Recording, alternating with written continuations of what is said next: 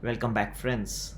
Saudi Aramco is finally listed and it has got a great uh, price, valued at over $1.8 trillion. It is the highest IPO valuation ever in history.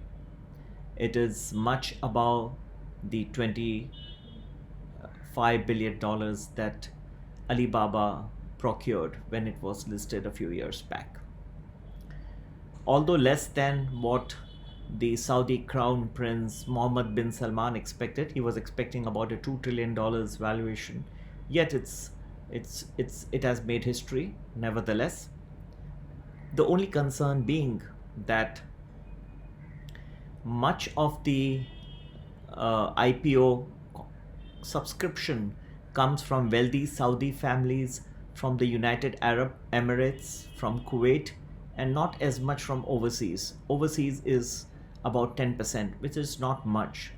Since the foreign investor participation is less, one really cannot give it the accolades which it was otherwise expected to have.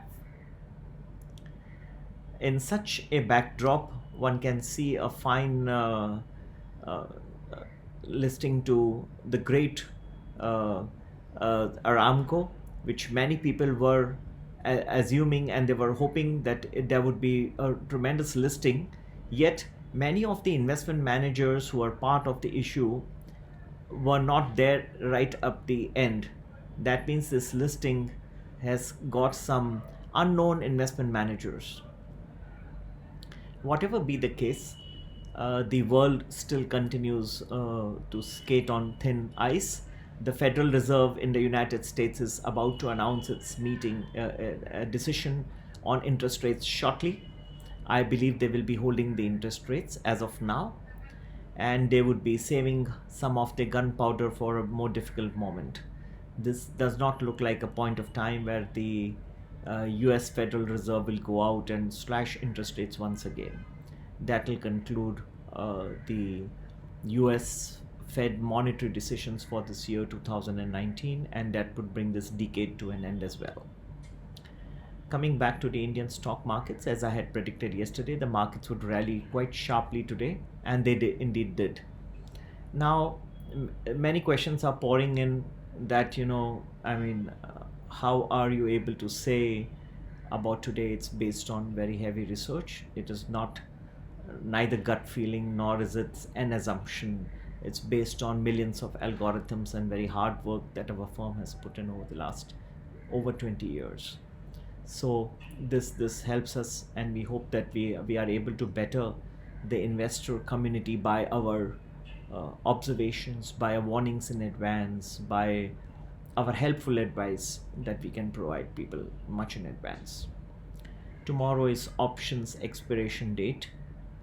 Whichever way the markets look at this point of time, there definitely be careful over the last 1 hour.